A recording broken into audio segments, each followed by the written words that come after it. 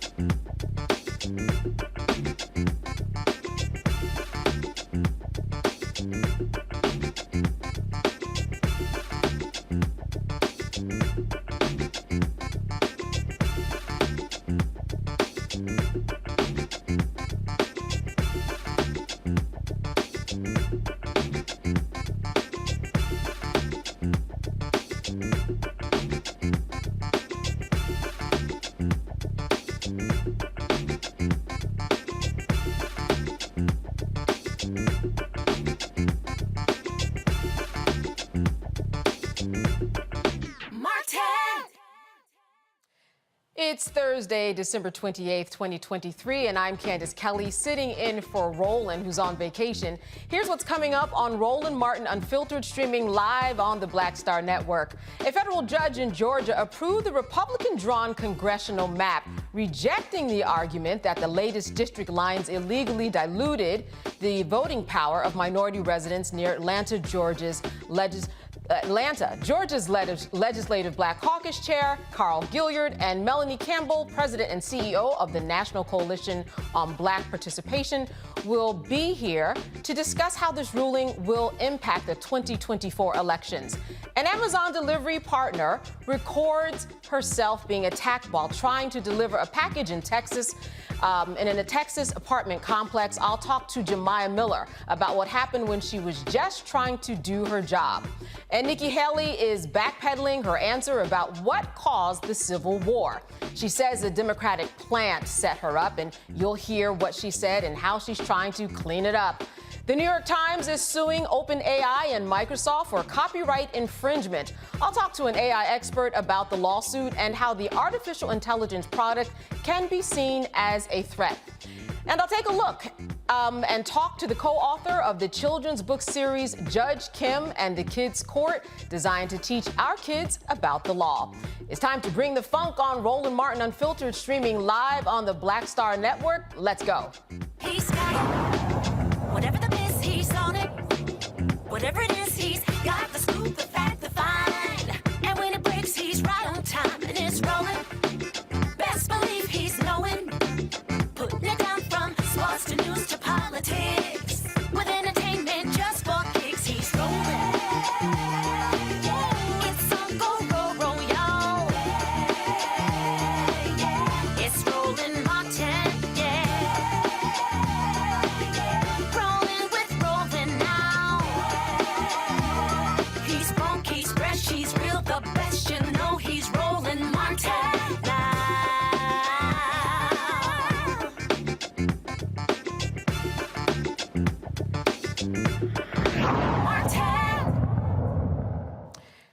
In Georgia, a federal judge ruled the new Georgia congressional and legislative voting district map that protects Republican partisan advantages is acceptable. Judge Steve Jones says the creation of a new majority black voting districts fixed illegal minority vote dilution, and that led him to the order that the maps be redrawn.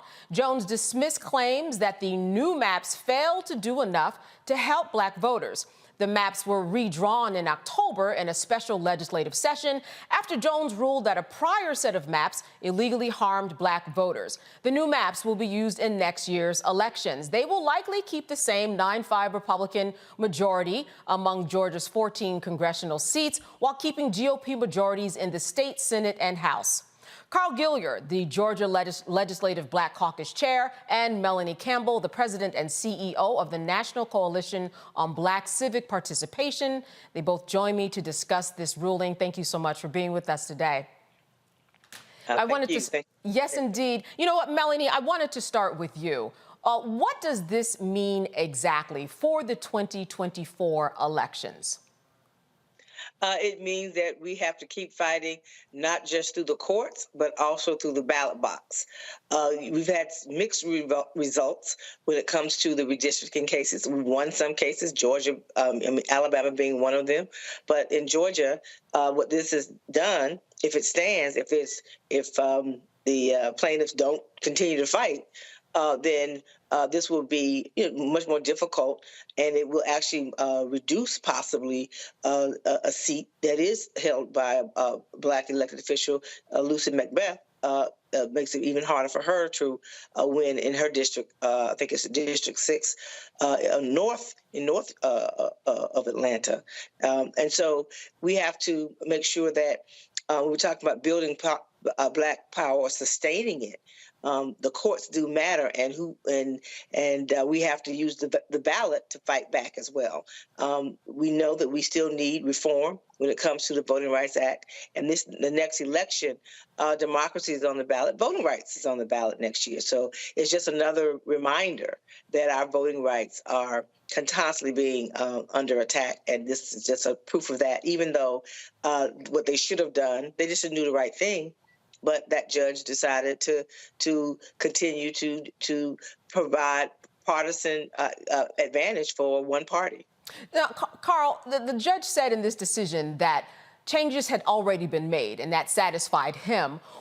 How would you explain to someone exactly what went on in terms of how they were redrawn already in October, what that meant, and how that doesn't really satisfy what's going on today in terms of voting blocks and Black participation?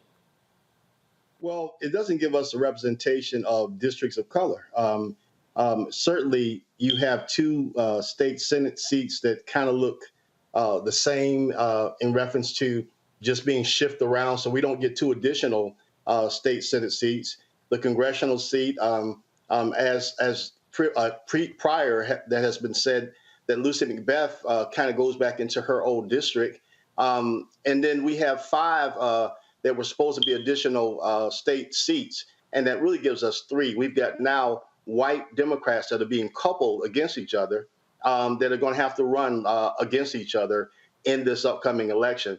As the Georgia Legislative Black Caucus represents over 3 million Black constituents, it's kind of displeasing and disheartening on today that this has happened. But we have to go back to our constituents to educate them on the power of the vote.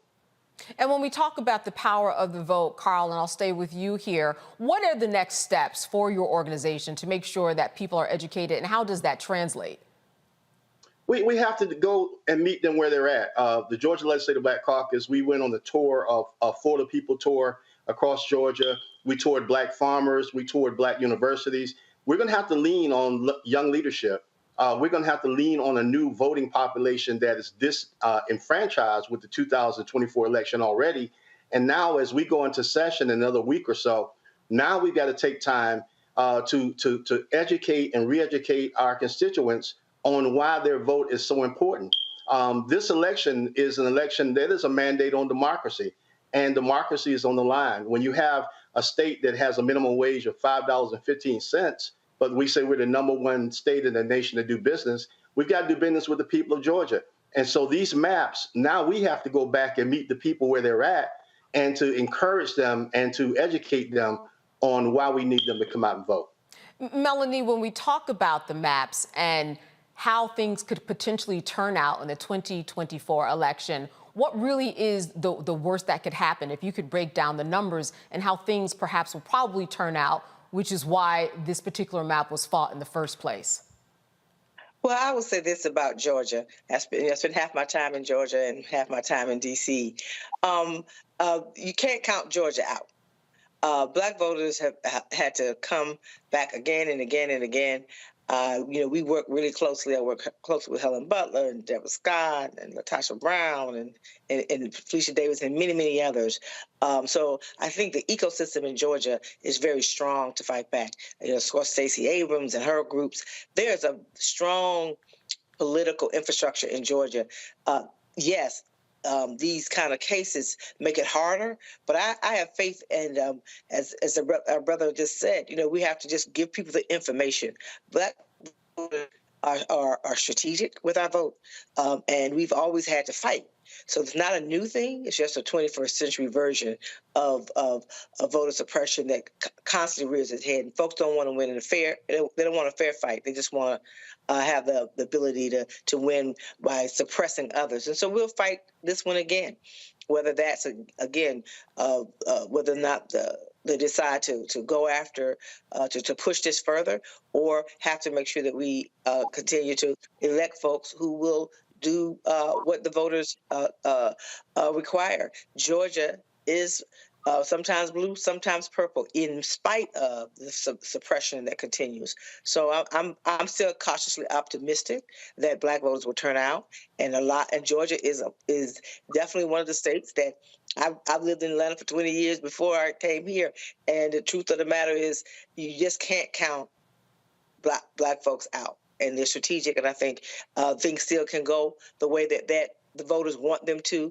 Only the hurdles are just that much higher, though.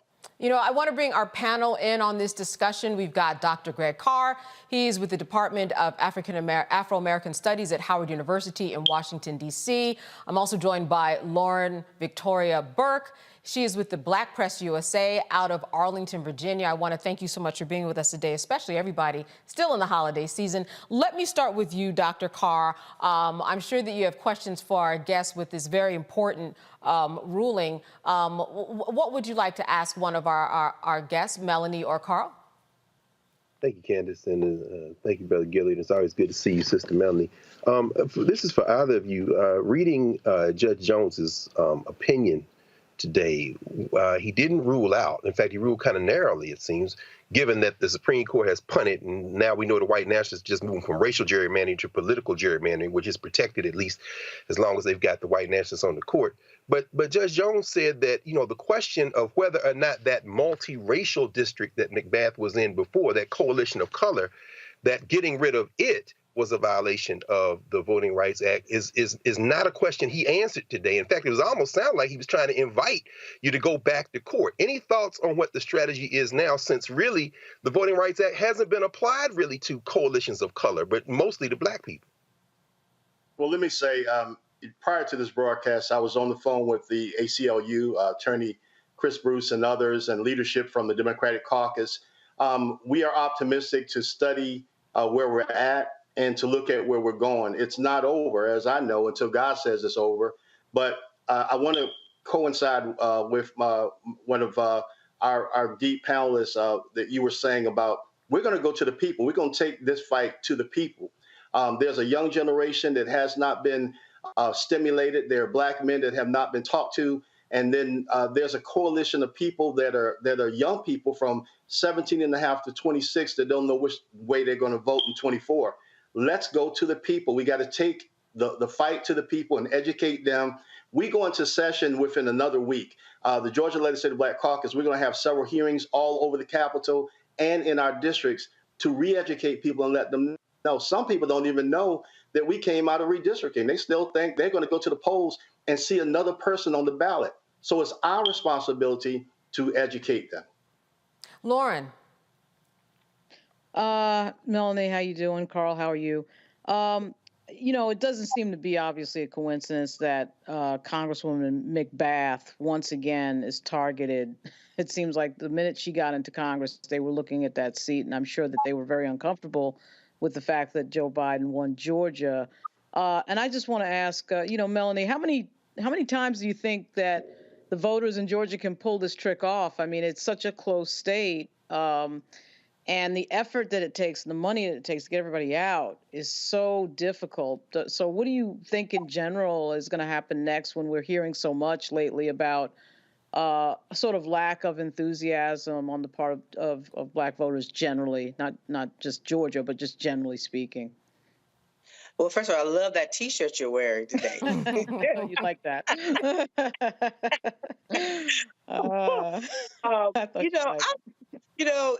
It's never easy. It's just not easy. But that doesn't mean we're not going to do what we need to do, right? And I think that's the key to it, and that there is a long-standing infrastructure that has constantly being built. Folks took a few days off, but everyone knows, including myself, I'm supposed to be off now. But Roland Martin calls, I'm going to be there like he is for us. But the reality is, it's just not going to be that much harder, but doesn't mean that we can't win. And so I think the moment we decide that it's too hard, that's when we will lose. And so I'm optimistic that, of course, I'm nonpartisan, but I'm just going to say, Dr. Carr, from a political standpoint, anything can happen. And folks are used to, in Georgia, beating the odds. And so I think with that kind of a mindset, and when people get tuned in, and, of course, it's going to take candidates doing what they need to do. I was down there for a few weeks, and Vice President Harris was down there for that classic game with Howard and was it FAMU? I think it was. Yeah, I'm a Clarkite, so. And the reality is that they know Georgia is an important state. And so I think there's going to be a lot of work, a lot of resources in Georgia and other states. And truly, we cannot run away from a fight when it's hard. Just that simple. Carl, you mentioned a number of young people that you really need to get their attention. How many people do you think are not really rising to the occasion in your estimation, that are young, that you think once they get the message and the word that the work is theirs, that they'll hit the ground running? You know, I served under Leader Abrams, one of the greatest strategic leaders of this day and time. And she had a focus of registering over 250,000 people didn't believe her. She was very successful in registering and getting people out to vote. We have anywhere from 400,000 plus persons that have been purged off the list. We have a lot of disenfranchised young people. I have a daughter that's 26 years of age, and she constantly tells me, I don't know which way I'm going to vote, Democrat or Republican. That's saying something. That's saying that the issues of people have not been met. As we move forward in 2024, it's important that we don't go out and campaign on our agenda. We need to have a platform of what the people say. What are the people saying are the bullets that they want to talk about, that they want to hear about? We talked about healthcare. We talked about all of the parables. We've got to talk about cornbread issues of this person working 3 jobs. Minimum wage and livable wage is a different subject. We're going to propose in Georgia now that we have a $20 livable wage. Mom and dad and cousins and Pookie and Quan are trying to go to work, and they're working 3 jobs, and that's still not enough. So we've got to talk hear these young people. The Georgia Legislative Black Caucus, we went on a college tour, and we shut our big mouths and listened to the leaders, and young people were talking to us. It's time for the leaders to listen. And if we don't listen, we're going to forfeit the opportunity to win this 2024 election on the state and national level. The GLBC is committed, and we're ready. All right, I just wanted to close out with a final comment from Melanie and Carl. Melanie, let me start with you. What is it that you will be doing next? Obviously, probably a work day is tomorrow. What is on your agenda to get done in these before this year closes out? Well, I'm closing out Kwanzaa by not working tomorrow. Okay, all right. Your next working day, Melanie. Next week. Yes, next week. Okay, next week. But the truth is, we've already been working. We've already been organizing. Folks have not stopped, took a break, yes, but never have stopped. And what my brother said is very, very critical, that there's a lot of frustration in the community, a lot of economic insecurity in our communities, and we do have to listen. And we also have to organize and work in coalition and build and continue to build that our Black political infrastructure. And then I mentioned a whole lot of groups already working, never really stop.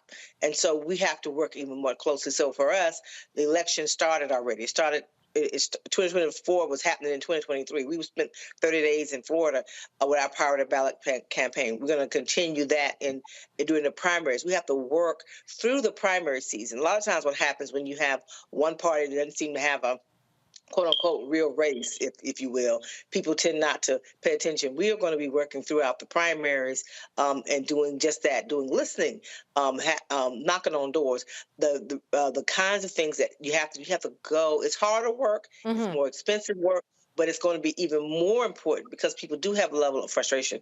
What we just try to share is unfinished business. What is your unfinished business that you want to see happen?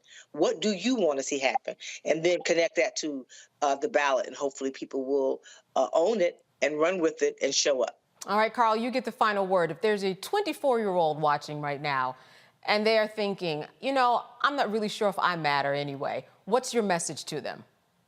Fannie Lou Hamer said it best. I'm tired of being tired. I ran for office because I was tired of being tired. We got to get, we have young interns, we have young leaders. It's time for us to get them involved. It's time for us to hear from them. We want to be your sounding board. We've got young state representatives in office right now, Representative Eric Bell, Representative Park Cannon, Representative Sam Parks, so many that have come from the ranks of young leadership. It's important that we hear from you, and even the hip hop community that we get involved to those influencers that can influence large audiences and educate them, not just influence them to get out and vote, but let's talk about what's going on. And it's important right now, as the Georgia Legislative Black Caucus is kicking off a contract with Black Georgia, those indicators, our contract deals with indicators from poverty to wages to healthcare to housing, especially the housing crisis. Let's talk about the elements that are affecting us, and let's get young people involved. That's what we need to do going into this upcoming session and this upcoming election.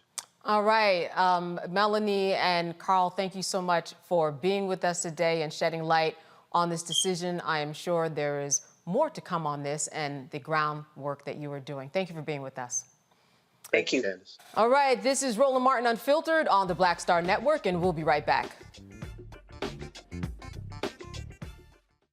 Grow your business or career with Grow with Google's wide range of online courses, digital training, and tools.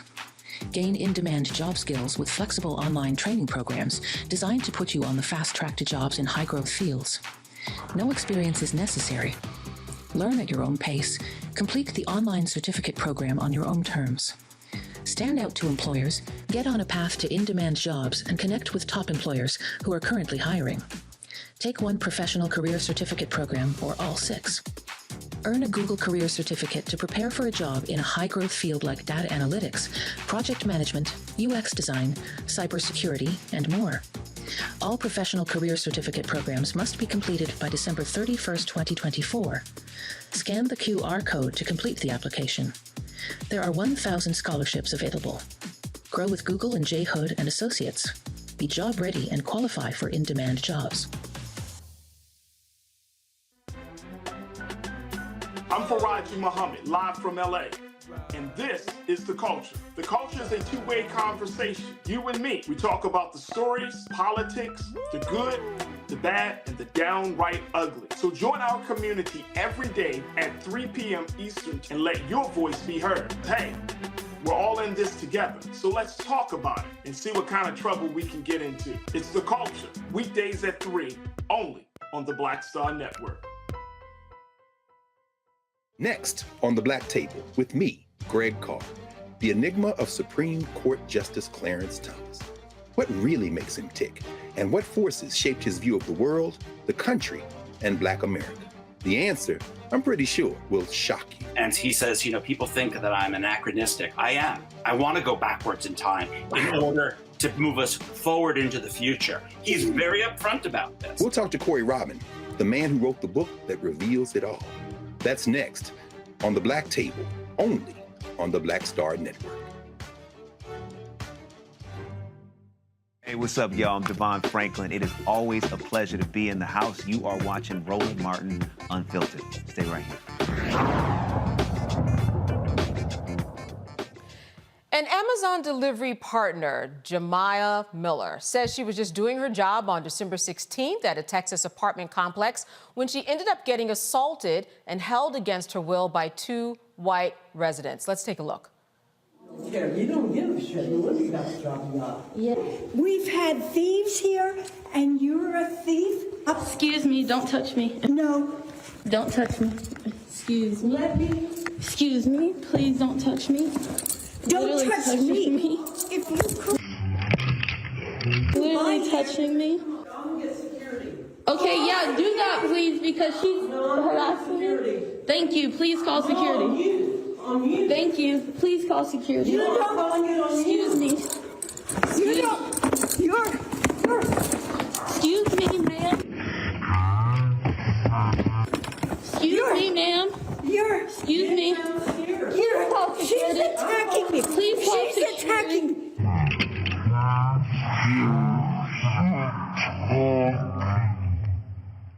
She's attacking me. Please call security. Excuse me, ma'am. Stop here. Excuse me, ma'am. Stop. Excuse me. Excuse me, ma'am. Excuse me.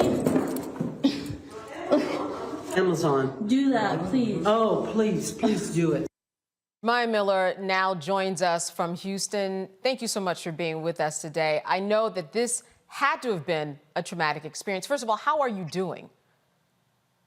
I'm doing better since this did happen on December 16th, so I'm definitely doing a little bit better than that night. Right. And take us to that night. You were making a delivery, and as a part of that delivery, there were special instructions that were attached to go right to the door of the resident. And so what happened as you were trying to make this delivery? Exactly. Yep. Like you said, it had delivered to suite in the directions. So when I got to the building, the resident with the dog, she let me in. Nothing went wrong until I tried to exit the elevator on the floor that I was to deliver on, and she started berating me. They both started harassing me, and eventually the one with the phone that you see hitting me, she eventually, is punching with her phone. She throws me up against another resident's door.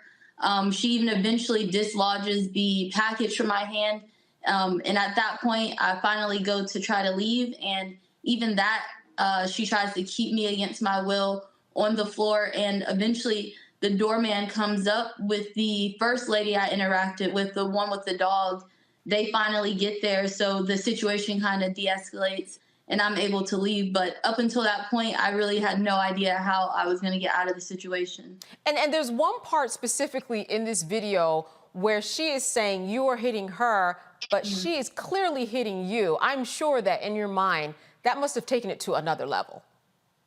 It did. And honestly, before I slowed the video down and really looked at it, I wasn't sure how much I got on camera. I'm glad I got her literally saying she was, that I was attacking her as she's hitting me.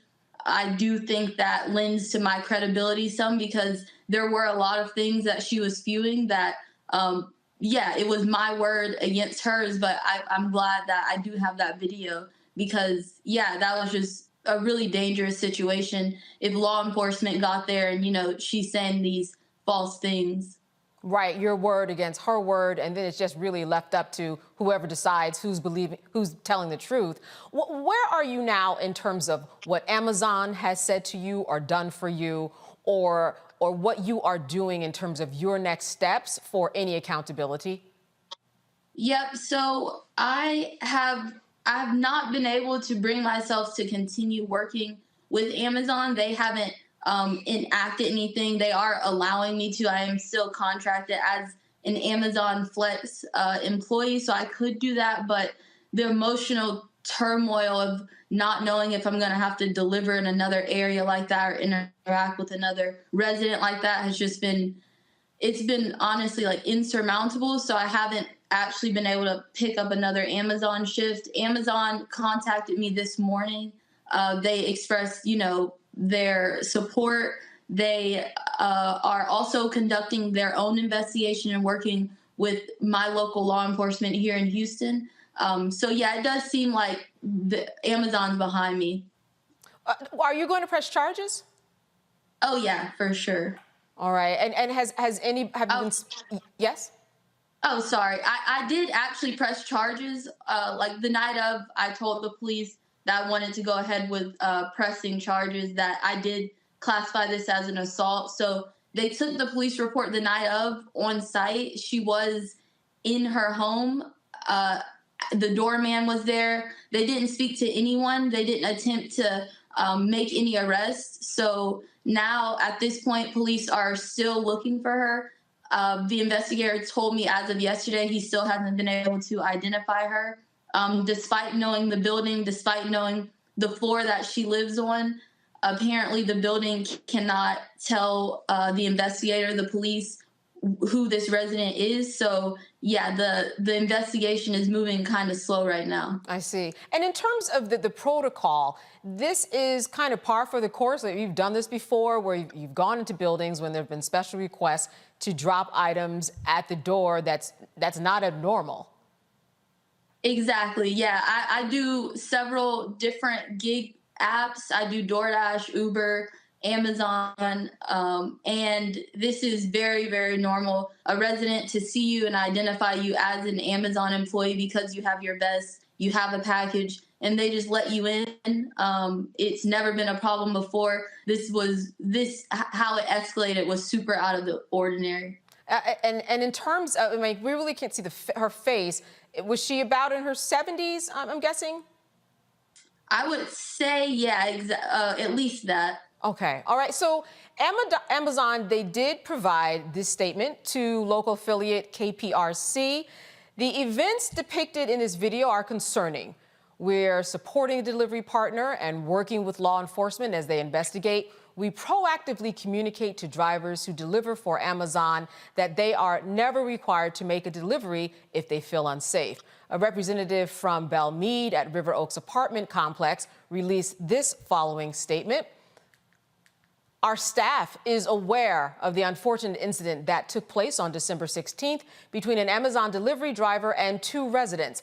The actions of third parties do not in any way reflect the values of Belle Meade at River Oaks. We care deeply about creating a hospitable environment and safety of all residents, guests, employees, and service providers. The Belle Meade at River Oaks policy is that all packages and parcels are to be delivered to the concierge desk.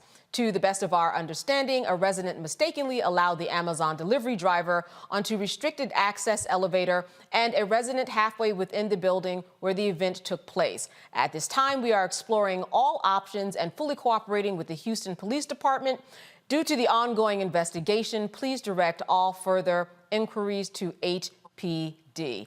So I know that you have suffered so much emotional trauma from this run-in with these 2 women.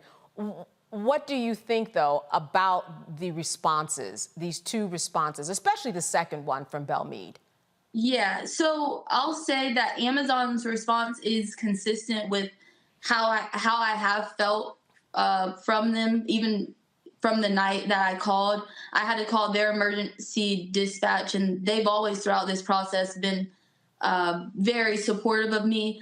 I do know, like they said, that it is their policy that if you are unsafe and you can't complete a delivery, that it is okay to not complete that delivery. That's why when she did dislodge the package from my hand, I was like, whatever, I left. But the Belle Meade, I think, has had a very interesting response. They can do more. I do believe that this resident should be evicted and that process should already start taking place. The apartment complex has admitted that violence from tenants on their property is call for an eviction. So I do think that there is more that they could be doing, that they could be doing it swifter. I do believe that they are protecting this woman, and they're trying to protect themselves, honestly. So they hired this fancy PR to handle everything. They haven't reached out to me. They haven't made any statements that are in actual support. They're kind of doing the PR thing where they're just trying to cover themselves. So, yeah, I honestly don't really have respect for the response because it's not necessarily accurate. If they are doing all that they can and they're trying to handle this matter, I do think an eviction is in order for sure. So as you said, assault, potentially battery, I'll throw in there in terms of a potential eviction. So you are really working. I want to make sure to bring in our panelists here on this one. Lauren, let me first go to you and your questions that you might have for Jemiah. Well, Jemiah, I'm sorry that you went through this. I don't really have a question other than to say I think you should hire an attorney. The statement from Belle Meade was obviously a legal ass cover, trying to sort of dodge any liability for effectively an assault on their property. That's what all that "who shot John" in there about. The packages have to be delivered to the desk, and you effectively snuck into the building. That's all nonsense. And I would have an attorney, and you have several very good attorneys in the Houston area, look over this entire situation. I am curious about the police. Exactly what is the disposition right now of the police? So I've spoken to an investigator. They've been honestly very slow moving. It wasn't until 10 days after the whole incident that I was even contacted by an investigator. They're kind of not throwing their hands up, but saying that they're hitting a lot of roadblocks in trying to locate her. Thank you so much for the words. And I also agree about the attorney. it has been honestly sort of difficult process. So I'm trying to vet and get on calls as of recently. So as of now, I still have not secured representation in Houston with someone who can practice in Texas. So that call is still out there. I'm monitoring my DMs for lawyers and speaking to people. So, yep, I'm definitely still in search for that. And if there are attorneys who are out there, reach out right now, right? Because I'm sure that someone is thinking, I can step up and help this young woman. So the next move is on you to actually do that. Dr. Carr, I wanted to hand this over to you. Questions for Jemiah. Thank you, Candace, and thank you, Ms. Miller, for being courageous in the face of that. That couldn't have been easy, and I'm sure you're still trying to work through it. You may already know this. The day before this woman assaulted you, the Wisconsin Supreme Court actually opened a trial for Amazon workers, particularly gig workers like you, independent contractors, Amazon Logistics in particular, not Amazon Flex, as to whether or not you all are independent contractors or employees of Amazon. Because if you're an employee of Amazon, then you get the unemployment, you get insurance, you get the rights and benefits, including protections from discrimination. I have a couple of questions in that regard. Has Amazon said anything about their policy as it relates to what I think in terms of the Amazon chain of delivery is the worst job, namely your job, that last mile thing, because people ask you to put something in front of their door, they don't say nothing about security codes, they don't say nothing about doing it. So you were very inventive to get there, you know what I'm saying? But you know, kind of echoing what Candace said and what Lauren said, the Amazon may be trying to work through it, but at the same time, if they don't extend you the protection literally to the front door, you know, I guess what I'm asking is, do you know anything about Amazon's policy toward independent contractors? That because they put you all in a terrible situation. If it does it extend literally to the front door? And then the second question is, any thoughts on whether or not Amazon should, you know, Amazon workers are unionizing all over the country, whether or not Amazon should treat you all like independent contractors or employees of Amazon?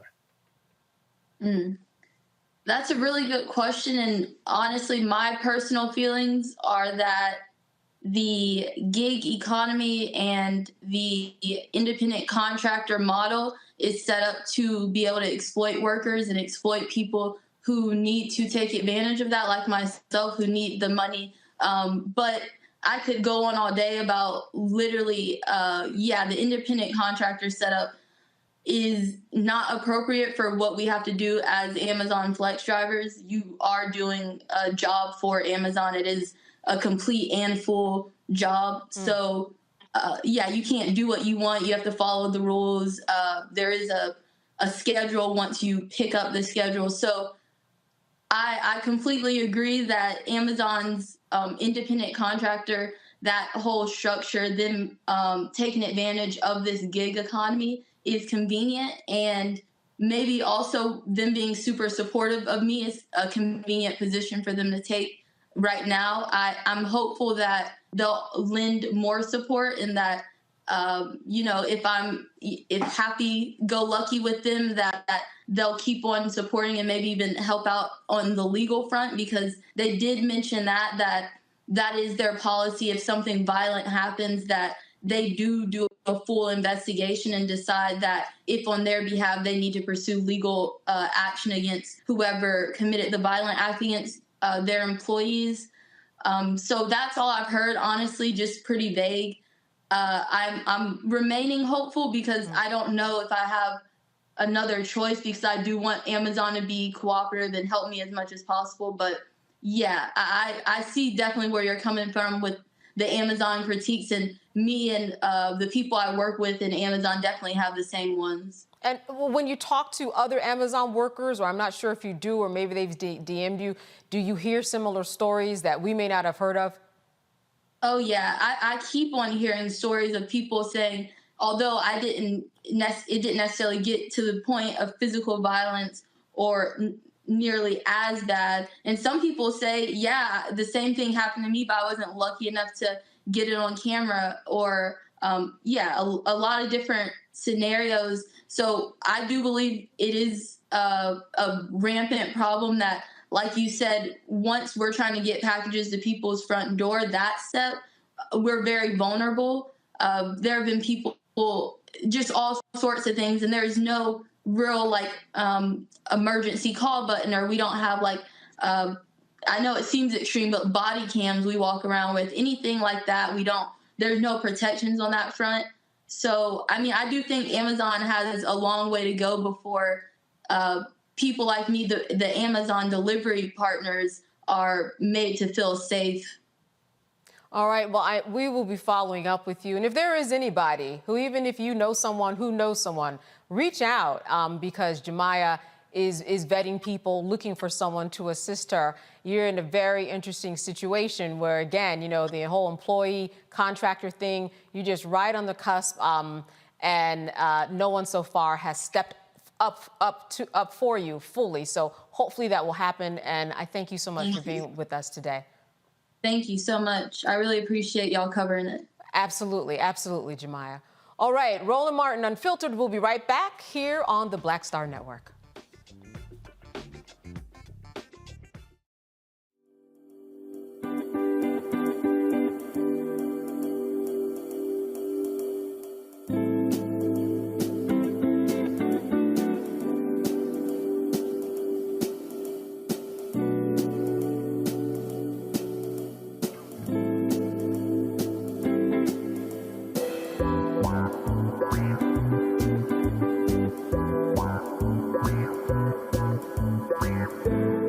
Hatred on the streets, a horrific scene, a white nationalist rally that descended into deadly violence. White people are losing their damn minds. As an angry pro-Trump mob storms the U.S. Capitol, we've seen shooting. We're about to see the rise of what I call white minority resistance. We have seen white folks in this country who simply cannot tolerate black folks voting. I think what we're seeing is the inevitable result of violent denial. This is part of American history. Every time that people of color have made progress, whether real or symbolic, there has been what Carol Anderson at Emory University calls white rage as a backlash. This is the rise of the Proud Boys and the Boogaloo Boys. America, there's going to be more of this. Here's all the Proud Boys, guys. This country is getting increasingly racist in its behaviors and its attitudes because of the fear of white people. The fear that they're taking our jobs, they're taking our resources, they're taking our women. This is white fear.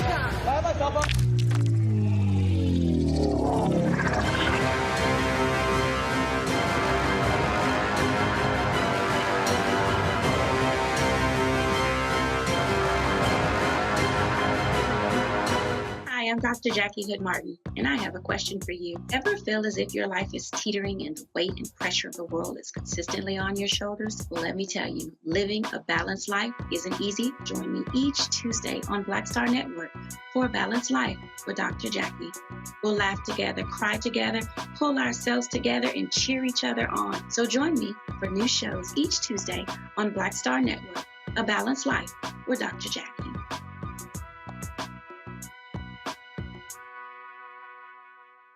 Bruce Smith, creator and executive producer of The Proud Family, Louder and Prouder, and you're watching Roland Martin Unfiltered.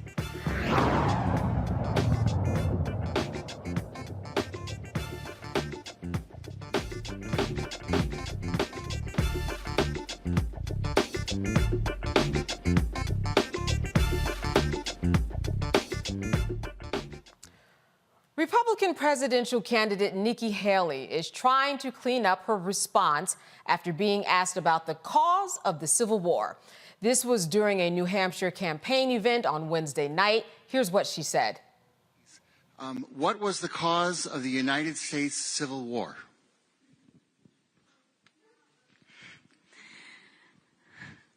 Well, don't come with an easy question or anything. I mean, I think the cause of the Civil War was basically how government was going to run, the freedoms and what people could and couldn't do. What do you think the cause of the Civil War was? I'm sorry? I'm not running for president. I wanted your view on the cause of the Civil War. I mean, I think it always comes down to the role of government. We need to have capitalism. We need to have economic freedom. We need to make sure that we do all things so that individuals have the liberties so that they can have freedom of speech, freedom of religion, freedom to do or be anything they want to be without government getting in the way. Thank you. And in the year 2023, it's astonishingly and you answered that question without mentioning the word slavery.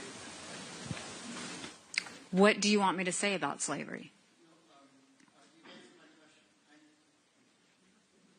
Next question.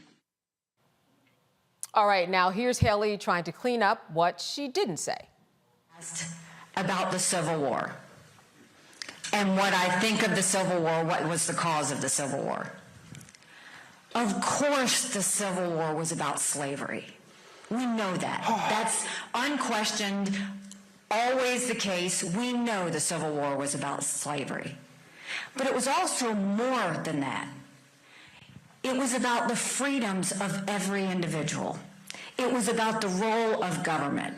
For 80 years, America had the decision and the moral question of whether slavery was a good thing and whether government, economically, culturally, any other reasons, had a role to play in that.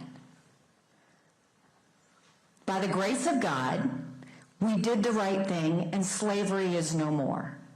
But the lessons of what that bigger issue with the Civil War are is that let's not forget what came out of that, which is government's role, individual liberties, freedom for every single person, freedom of speech, freedom of religion, freedom to do and be anything you want to be without anyone or government getting in your way. That should be the goal of what we always try and take away from that, right? Because we never want to return back to that place. But we always want to remember the lesson of what it means to be a free individual and that everyone deserves to be a free individual. So we stand by that. I say that as a Southerner. I say that as a Southern governor who removed the Confederate flag off the State House grounds. And I say that as a proud American of how far we have come. Today, she is alleging without evidence that the questioner was potentially a Democratic plant. All right, Dr. Carr, I'm going to start with you. What say you about her initial statement and then her cleanup? I love Nikki Haley. It gives you so much fodder, right? That's why you love her? Seriously, I love Nimrata Randhawa, her maiden name. I love Nimrata, whose father, Anjit, taught for almost 30 years at Voorhees College in South Carolina, at HBCU. I love Nimrata because Nimrata is, one thing about her, she's honest. When you look at, I think Shakespeare called it in Julius Caesar, the lean and hungry look. Look at her face. This is a woman who, this is a person whose ambition knows no bounds. One of the reasons I really love her is because she is indeed the face of naked political calculation. She says, I'm the governor who took down the Confederate flag. No, no, no. You should give that credit where it belongs, to the martyrs at Mother Emanuel, to Senator Clementa Pinckney, who was murdered along with the others there by the white nationalist who is still alive, as the cops took him to get some fast food meal before they put him in jail. And I won't even mention his name. But if you go back to 2015, anybody, you go on C-SPAN and watch the all-night debate that was had in the South Carolina legislature. Some of the most remarkable speeches and debates that I've ever seen in a legislature. The black women and men of the South Carolina legislature who took it to those hillbillies and got that flag down. Nimrata got a lot of political capital out of that. Reverend E.X. Slave was the nickname of the brother who for years took a ladder, a step ladder, and tried to take down that Confederate flag, and failing that, tried to set it on fire. Shout out to the people in Columbia, South Carolina, people like my friend Bernie Gallman and Jerome, and a lot of the brothers and sisters out there who remember this brother, and also to our young sister who climbed the pole and took that flag down, finally got it down, and the next in the tradition. So Nimrata gets a lot of credit, but she has never finally shrunk from taking credit for other people's deeds. And that damn Confederate flag, she's wrapped herself in taking that flag down. But one of the reasons finally I love her is that she, in the face of naked ambition, makes it very clear that white nationalism comes in many colors. Nikki Haley is a white nationalist. And whether it be Taman Claire for something Bree Newsom triggered, or for something that Roof triggered when he massacred the Charleston Africans there, she understands that in South Carolina, it's the war between the states. In South Carolina, as in Tennessee and Georgia and Mississippi, it is the war of northern aggression. That the daughters of the daughters of Confederacy fought a textbook war from around 1900 to about 1940 to make sure that the textbooks taught that. And when her family came here, even though they lived off the money paid to them by black people at a HBCU, that ain't stopped their daughter from saying, I fully embrace white nationalism too. We must roll over Nikki Haley like the sea, because she can't be redeemed. She can't be reformed. She must be removed politically. So this was no surprise, right, for you. Lauren, I am wondering, she fell down. Did she get back up by trying to redeem herself? Not really. You know, I'm not really completely sure that she's a white nationalist. I really think she's sort of a dummy and an airhead at the end of the day. I don't really think it's that complex. I think she was trying to pander to the Trump voters. And when you're trying to pander to the Trump voters, you ultimately have to be lying. And so I actually am confused.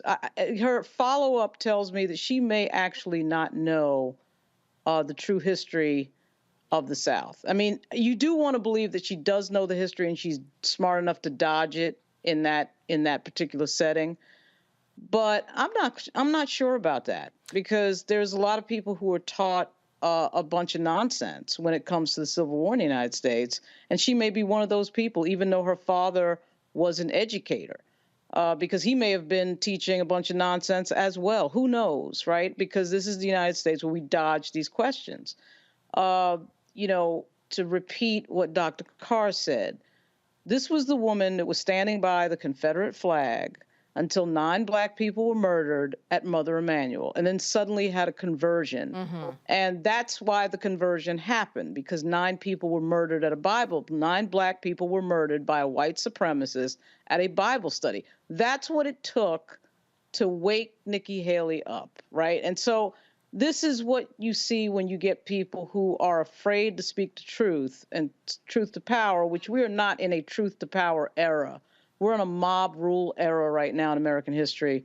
And the truth to power era would dictate that you would tell people things they don't want to hear, you know, sort of in the style that John McCain did when the woman got up at his event and called Barack Obama something negative, and he stops the event and corrects her. We don't live in that era anymore. So she's trying to pander to the MAGA right, to Trump's voters. And again, I'm not really completely sure that she knows what she's talking about, because the initial statement and then the follow-up sounds particularly ignorant. I mean, I would like to believe that she was smart enough to be politically tactical, but I'm not too sure about that.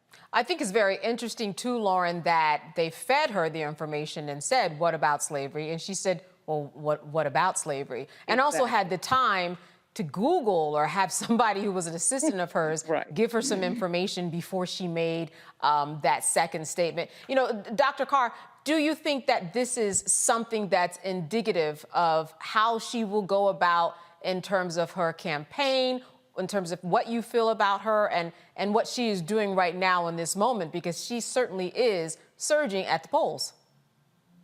Yeah, see, that's tough. I don't know. And this is a very interesting conversation. Her parents ran a business in Black community in South Carolina as well. I'm not sure.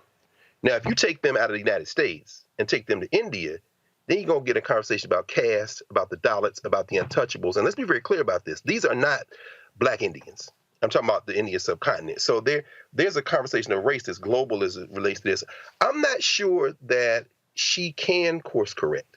I agree with you, Lauren. She's not particularly bright. She's certainly not astute politically, but I do think, given that she was born and raised in South Carolina, given that she has been in politics in South Carolina for an appreciable amount of time, that this is naivete. If I had to speculate, I would speculate that the person that asked me that question wasn't with the White Nationalist Party, wasn't with the Republican Party. Could have been a plant. But that is exactly the point, because if you're from the South, or if you know anything about this concept, you know that they call it the War of Northern Aggression, the war between the states. So the response to what the cause of the Civil War is, the correct response politically, is to say that it's about states' rights. She was not wrong there. But in trying to square the circle, what began to be revealed is that she can never be ready for prime time in a country where she is using race as the center of her political appeal. I don't think that she doesn't know South Carolina history. You can't live in South Carolina, quite frankly, and not that language.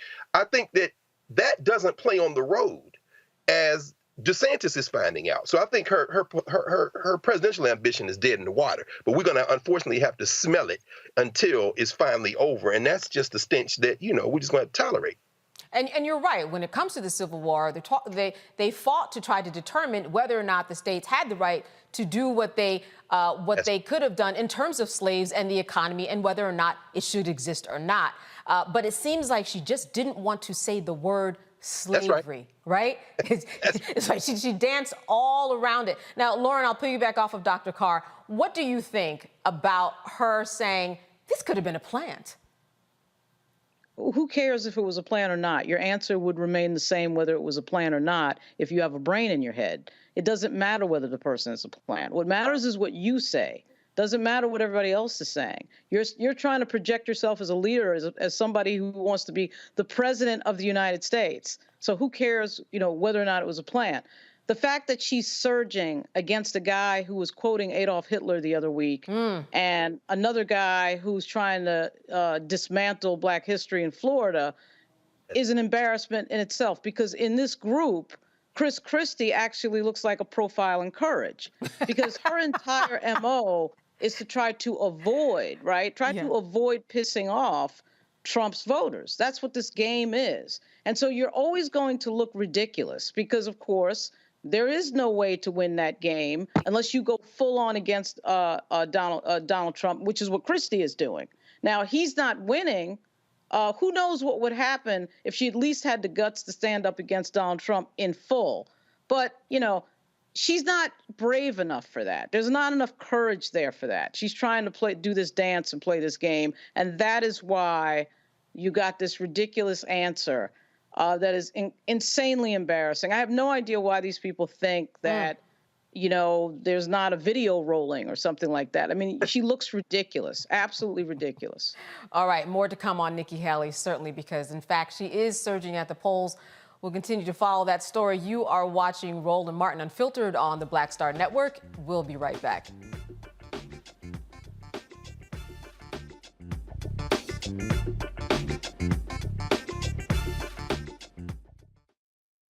When you talk about blackness and what happens in Black culture, we're about covering these things that matter to us, speaking to our issues and concerns. This is a genuine people-powered movement. There's a lot of stuff that we're not getting. You get it, and you spread the word. We wish to plead our own cause.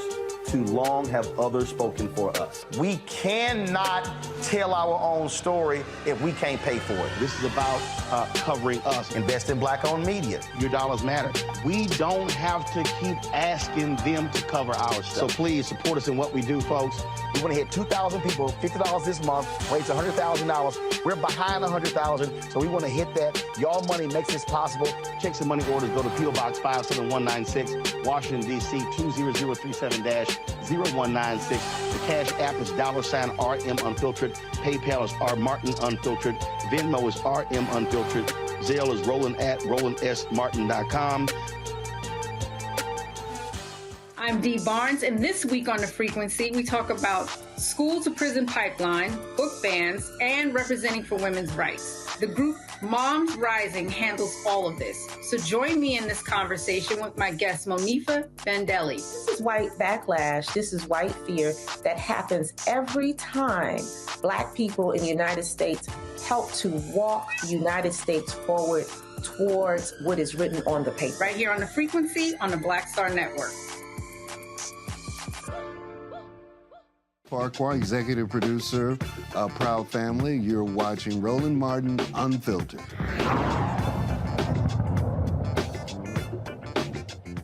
All right, listen, everybody, we have some breaking news. Maine's Democratic Secretary of State has removed Trump from the presidential primary ballot. All right, so these states are stacking up, are they not, Dr. Carr?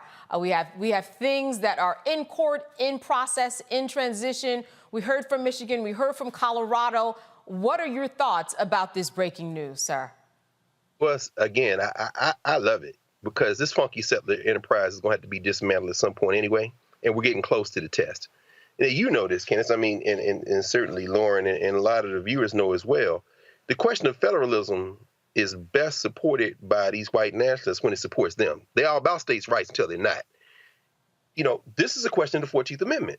As has been covered on this show, the third section of the 14th Amendment is very clear about who can and can't run, except it doesn't mention the presidency. There is a legal issue to be raised here, but of course, as we know, these are issues, federal elections are the purview of the states. The states got to run the elections. So in Colorado, they did not remove Trump from this without legislation, without a law that said they had the power to do it.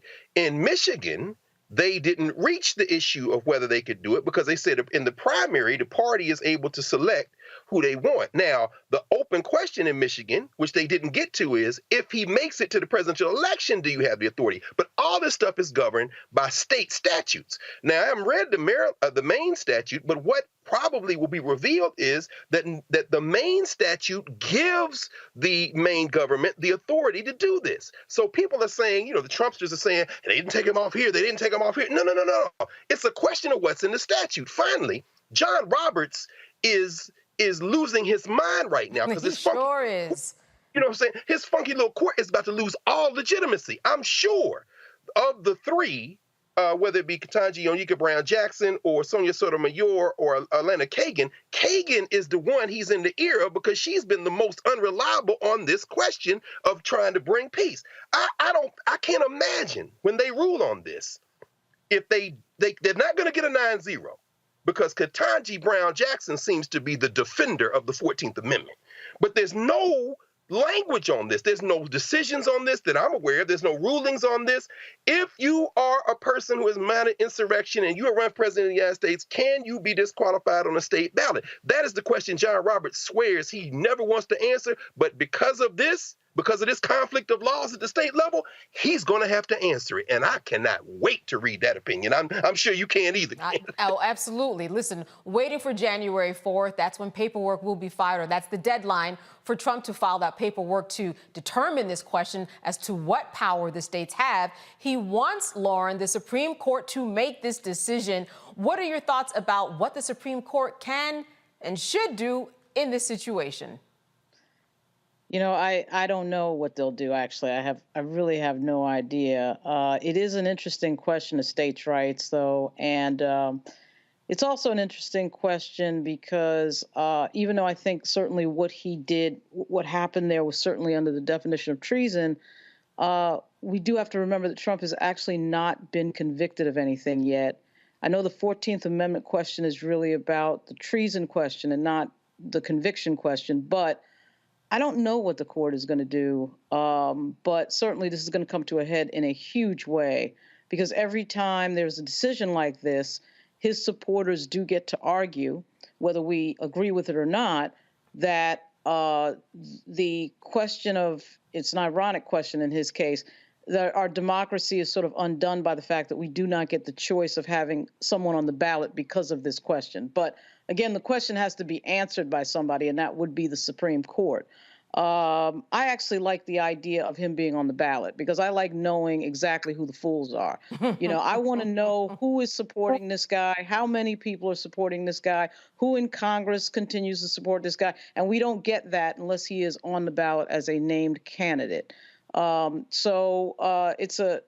definitely a collision that is coming very quickly, and we're going to see the answer to it very soon. And, you know, Dr. Carr, I agreed with Lauren in many ways in that let's just get him on the ballot because some people have been arguing that if you don't put him on the ballot, well, then if he's not, he's going to be fighting any type of vote or certification thereafter because his name was not on it. Put him on, get rid of this whole issue, and so that we can move the needle. What are your thoughts about that? Well, politically, yes. But that means that we know that the rule of law in any society is a fiction, absent its ability to be consistently applied. We know that the 14th Amendment, we know why it was drafted, why it was passed, and how it has been used, particularly in what some people call the Second Reconstruction in the 1960s. But what's really on trial here, and Melanie said it earlier, talking about the Georgia case, what's really on trial here is the question of whether or not there is a rule of law in this country. The 14th Amendment is clear. In other words, this is why I don't expect Ketanji Brown Jackson to go with whatever they're going to try to cook up. Kagan will go, I think. Sotomayor, probably not. Ketanji Brown Jackson, absolutely not, because either the 14th Amendment means something or it doesn't. Now, Jack Smith, they trying to punt behind that because Smith is like, this man done said the president ain't no rules apply to him when it comes, and Roberts was able to dodge that bullet like the Matrix, but this one he can't dodge. I think there's a bigger issue here. Politically, I agree. I agree with y'all. Let's get it out in the open and have the fight. But if you don't have any rule of law that means anything, see, let me just end with this. See, what these white nationalists count on is the rest of us believing in the fiction that the law means something. Now, the minute we stop believing that, oh, baby. And this is what's at trial. If the 14th Amendment don't mean nothing, then let's fight. Right. Either it means or it doesn't. You know what I'm saying? The minute we walk, look, Langston Hughes said it, the Negro, meek and mild. Beware the day they change their minds. We all have been saying it don't mean nothing. Roberts is not sleeping at night because this is the case. This is the test. And what terrible precedent that if we say that part doesn't mean anything, what about the other parts, the due process and the equal protection parts of the 14th Amendment? Why even go there? That just opens up the door. We've been believing in every other part of the 14th Amendment just up until now. And now switching everything. I think the Colorado case, for those of you who have not read it, it is interesting because Colorado had to make the case. Unlike the procedural issues that we didn't even get to the decision-making process in Michigan, in Colorado there were facts, in Colorado there was testimony, in Colorado there was evidence, which is why they were able to make the decision that they did. Who wants the last word? I will leave it. Dr. Carr or Lauren, who wants the last word before we close? You're like, I'm done. Lauren? Because Lauren wants to keep people up close. Go ahead, Lauren. Tell us what. I don't know that we believe in the rest of the 14th Amendment. I mean, due process, I don't know that we believe in the Constitution. You know, you talk about freedom of religion and all that, and then I watch a member of Congress get censured because of their religion. So I'm not sure about what we believe in. What we really believe in when these members swear in and they swear to the Constitution and upholding the Constitution and all that, that gets really complicated. But, as we both know, I think, as we all know, the collision is coming. The moment of truth is coming on these questions very quickly. Dr. Carr? Well, John Roberts probably got that old Slick Rick song echoing in his head. It was the moment I feared. It was the moment I feared. This is going to make Bush versus Gore look like a throat-clearing exercise. Right. Oh, my goodness. All right, let's move on to some AI news. The New York Times, the big one, is suing OpenAI and Microsoft to end the practice of using its stories to train chatbots. The federal complaint accuses the two companies of advancing their technology through the unlawful use of work owned by the New York Times. Artificial intelligence and automation expert Patrick Dix is here to break this lawsuit down. Patrick, thank you so much for being with us today. Thank you. I appreciate you having me again. Now, Tell us a little bit about why the New York Times is suing, because there have been other people, from Sarah Silverman to others, who have brought up this issue, but this one seems to have some teeth because they have come with the receipts. Well, with the New York Times, one of the big reasons that they are suing, it revolves around money. And one of the things is with OpenAI and Microsoft using chatbots, they're able to emulate journalists and they're able to emulate writers. So one of the things is if you go to the New York Times website and after a certain number of times visiting the website, it'll ask you to subscribe.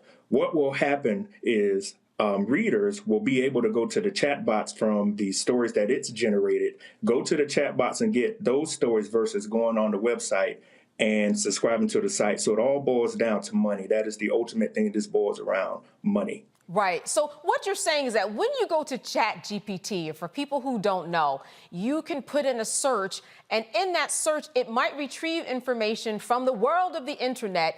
And one of those articles might be from the New York Times that on another platform, New York Times, you would have had to pay for.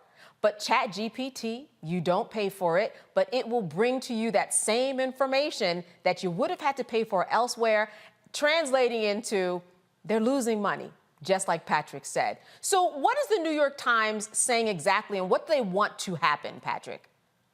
Basically, what they want to say, they want to ultimately reach an agreement to where they can allow them to use their information, because other platforms, if you read the article, have reached agreements with Microsoft and OpenAI to say, hey, you can use our information, but you have to pay us for it. Again, it boils down to money. So the New York Times is going to smarten and wise up and say, hey, why not use this as a way to make money versus just keeping them away from the information?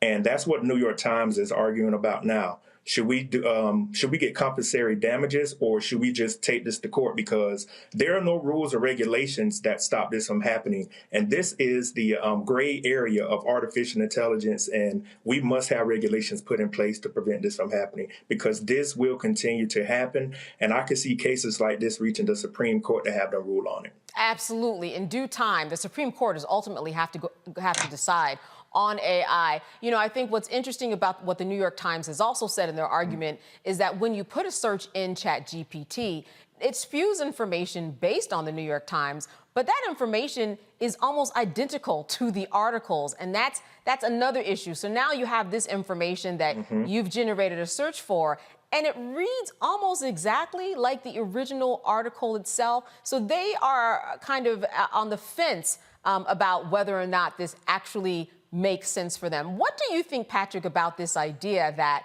if you do put a search in, that generated search actually retrieves something different, something that really belongs to you all of a sudden? Well, I spoke to a lawyer friend of mine about this earlier, about how the New York Times, they do have legal grounds to sue for intellectual property and copyright infringement. And what people don't realize, when you go to ChatGPT, just like when you do a Google search, it holds your IP address and it remembers where that information came from. So when you see people online saying, hey, I'm going to use AI to generate an image, or even when you use ChatGPT, because what people don't know about ChatGPT is eventually you have to pay for it if you want to get different results. So every time you go to ChatGPT, you're actually letting it get a data set. It's going out to other data sets, It is learning what you're searching for, and it's going out to pre-existing data sets using machine learning. So it is learning, hey, this person looked for this person looked for that. And even if it was to go on another article, let's say the New York Times, or to go on to the Wall Street Journal, that is the gray area to where, hey, is this copyright infringement, or are we stealing someone's intellectual property? That is the defined gray area that has not been discussed legally or in court yet. And another gray area that I want your opinion on, Patrick, is who is actually doing the infringement? Do you blame the person who's actually doing the search equally to ChatGPT, or do you think that ChatGPT is the heavy in this situation? Well, the person doing the search, they don't know they're infringing on someone's IP or copyrighted material. I blame OpenAI, ChatGPT, Microsoft, those companies, because they know they're going to have end users. Millions of people a day go on ChatGPT to have assignments written. They look for information. They have reports written. So the actual person does not know they're violating the law. But OpenAI and ChatGPT and Microsoft, all three of those constituents know they are breaking the law. But they want people to use their service to keep coming back. And eventually, as we all know, it boils down to money to get people to get a subscription with them to keep being fed this information. Lauren, I went online the other day and someone sent me a link. It was a news reporter in a studio. She was, doing stories. Her voice was over video, just like we see. This was not a real woman at all. She didn't exist. I mean, in the world of journalism, this is something that we are really having to grapple with. What are your thoughts, especially from your journalistic perspective, about AI and the way that it's being used and showing up everywhere? Well, one of the things is you all were talking about the political atmosphere earlier. One of the scary things is about chatbots. They learn from data sets. I talked about this with Roland earlier with the AI executive order. This information is learning from pre-existing data sets. So what can happen? We can have a group of people have information generated for them and they do not contest it, because we know people take things at face value. So a journalist right now will not even have to write an article and they can sway people to vote left, right, down the middle, whatever their political affiliation is. But in the field of journalism, I've talked to journalists and told them, your field is going to be greatly impacted by artificial intelligence. You must retrain. You must learn how artificial intelligence works. Use your communication skill set to keep yourself employable because artificial intelligence is here. It's not going anywhere. It is going to get more sophisticated. And the key word is it's going to get cheaper to use. So many companies are going to implement it more. So, Patrick, I'm going to turn this over to the panel right now. Lauren, who is a journalist, I'm sure that you are feeling this encroachment, are you not? Not yet, but I think certainly the technology threatens the entire franchise in terms of anytime you have a technology that can duplicate the content that you're producing, which it hasn't gotten to that point yet. But the strategy to get even more granular about what you're writing in a way that would be very hard for any machine to duplicate has become sort of the new strategy for a lot of hyper-localized news organizations and platforms. The thing I think about is that I've never seen big tech lose a case yet. I have not seen them lose a big case yet. And one of the big issues that has been out there for years, it's never been fixed yet. Canada fixed it, but we haven't fixed it, is platforms like Facebook using other people's content to make money and sell ads against when they're not producing the content. That's been going on for years. Nobody's stopping that, and that train is just going down the track. But I do think that it's going to be interesting to see how the New York Times is going to argue how that their uniquely valuable works created by them is not, in fact, a new work created by a machine that is very clever, creating a separate thing. Though they're arguing it's based on their work, one could argue that about almost anything in journalism that is a rewrite. That's right. The Associated Press does rewrites all day long. Journalists do rewrites all day long. There's very little original reporting generated by a reporter. It's usually a rewrite of somebody else's work. So I'm not sure why that wouldn't be a copyright infringement. Microsoft has taught a machine how to do it. That's what we're talking about right now.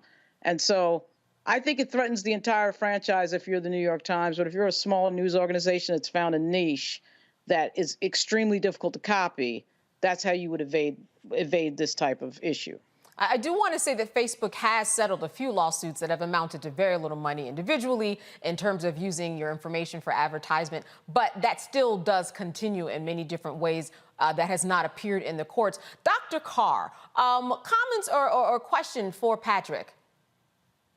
Thank you, Candace, and thank you, Brother Dix. I mean, I have so many questions that I, as a professor, understand that my chosen profession is getting ready to go the way of the dinosaur.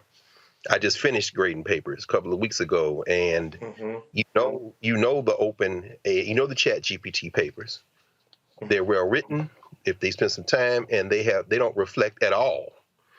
Then the students I'm thinking about, no, you didn't write this because I see everything in class. So either I'm going to have to resort, you got to write this paper in front of me, out your hand on some paper and give it to me old school like when I was a kid, or you can just acknowledge that along with journalism, along with entertainment, along with screenwriters, script writers, intellectual workers are about to go the way of the dinosaur. With that in mind, and I know this help me with this. Like I said, I had so many questions. This Sam Altman business at OpenAI, is there something called open general intelligence? In other words, a computer solves a problem that isn't based on data that was put in it and it scared the hell out of the people. And they say, hold on. Wait a minute. It's now thinking independent of the data we put in it, which is what that Altman business was about. Because Altman is like, we can make all the money in the world. My question is this. What is the New York Times interest in this beyond the kind of financial interest? Because I'm assuming that at some point they're going to replace most, if not all, of their workforce with intelligence. In other words, and how are the interests of the people who actually do the writing, like a Lauren Victoria Burke, come? Because I'm not assuming the New York Times interest is the same as the interest of the people who write for the New York Times. Well, their interest could be, as we all know, revolves around money. The New York Times could create their own software and license it to other newspapers, or they can buy out other newspaper companies and say, hey, we have our own software. We'll license it to you. We'll patent it. And you can have the software to do your own news articles. The other thing is, you can have people like myself, the four of us, just sit around and say, hey, we have this software. Let's go to the New York Times. Let's go to the Miami Herald. I'm in South Carolina. Let's go to the state paper, and let's go to the Chicago Tribune. We can get information from all four of those sources and create our own little news station. Not brick and mortar. It's all online, and create newsletters with that piece of software. And as long as we know how to be in the gray area, we can never be sued. And we could generate readers to come to our website and say, hey, you're tired of having other folks put their opinion in the news? Listen to our Newsweek. Not our Newsweek. Listen to our news articles. Read what we have on our website. This is straight news, no ads, no nothing. And at the end of the day, as I always say, it's about money. And that's why the New York Times has a vested interest in it, because they're seeing the potential of how what they're doing right now. They say, hey, this case could lead to something else to make us more money, because as you were saying, they're going to get rid of all of their people. Why not have the software licensed to other big time newspapers? Mm-hmm. Then we're gonna talk about sports writers. I mean, we're talking about everything. You know, it's already going to encapsulate several repetitive jobs. So if you can have people generate an article, perfect example before I finish, you all were just talking about with Trump in Maine, artificial intelligence could have wrote an article in about 4 or 5 nanoseconds. Sure. Just the time it came out versus a journalist having to verify the information is correct. And as we all know, people, once they see something at face value, they take it with it and run with it. Dr. Carr, you can appreciate this. I know that a lot of universities, they get so many complaints and cases of students who are using AI, and you can do a search, and and as you know, you can tell when a C student is all of a sudden writing like the New York Times. That's a first giveaway. But some of these schools are saying, we have so many cases, we can't do anything with them. We're a school that needs to run the school, and if we spend our time on all of these cases, it's going to slow down what we are even here to do. Now, Dr. Daniel Black down at Clark University, spoke to him a few weeks ago, and he said what you just said, Dr. Carr. He has his students right in front of him, longhand, with a pen, to make sure that that work is theirs. I said, well, that's a solution. That is a solution. I mean, it is. And, you know, I know Dan for 30 years. We laugh about that because that is a solution. But here's the thing, Candace, and help me, because, you know, I don't know if you've seen anything in the courts on this, because it doesn't seem like there's nothing out there. I don't know how they're going to rule on this.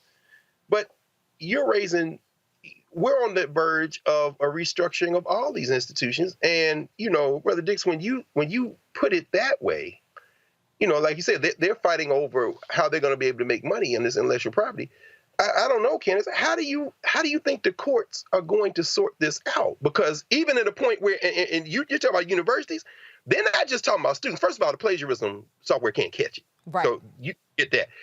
The universities are now telling the faculty members, in order to be productive and do your research, you need to lean into this. Mm-hmm. So it isn't just. So I guess what I'm asking is, how are the courts going to sort this out when there's absolutely no precedent for this? I mean, you have any thought? I'm asking you, but what do you think? Well, you know, I think what Lauren said is right, and that is this: journalists do rewrites all the time. I mean, some outlets, you are expected, and it's okay to use their copy verbatim. And how many ways can you say, you know, Trump got kicked off the ballot in Wisconsin or whatever? So, you know, that's one thing. But on the other hand, when you're talking about ChatGPT, but for the fact that you have original information to take from, you're not going to get any automated response. So they, meaning OpenAI or me, the user, who knows that I'm using someone else's intellectual property, I am taking it from someone else.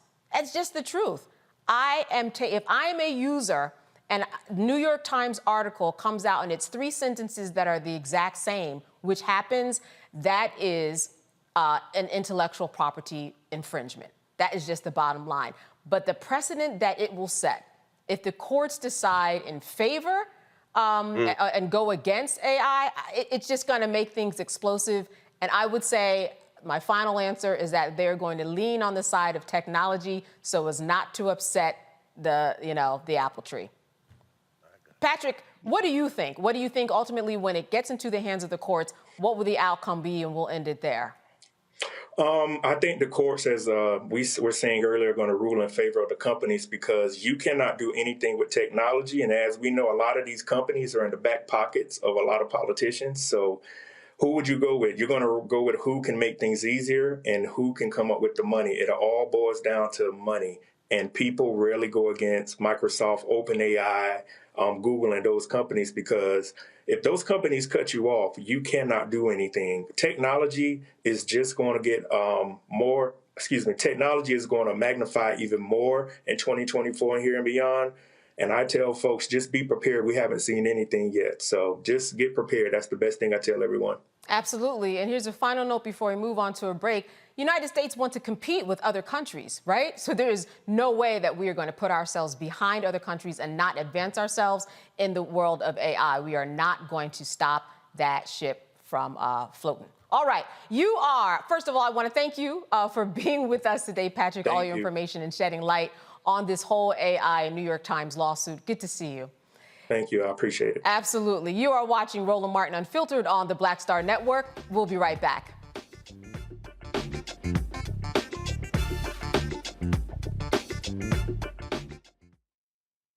Grow your business or career with Grow with Google's wide range of online courses, digital training, and tools.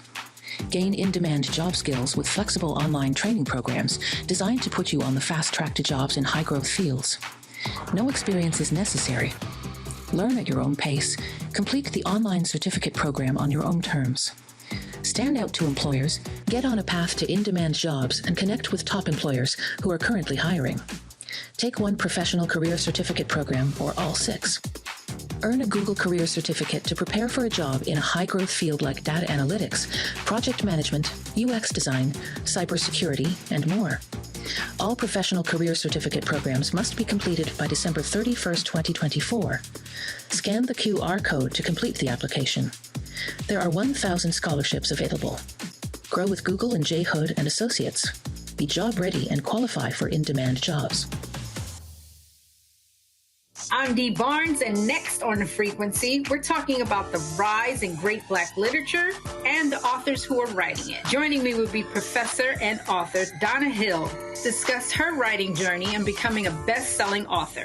I always was writing, but I never saw anybody that looked like me in the books that I was reading. Plus, her work with the Center for Black Literature and next year's National Black Writers Conference.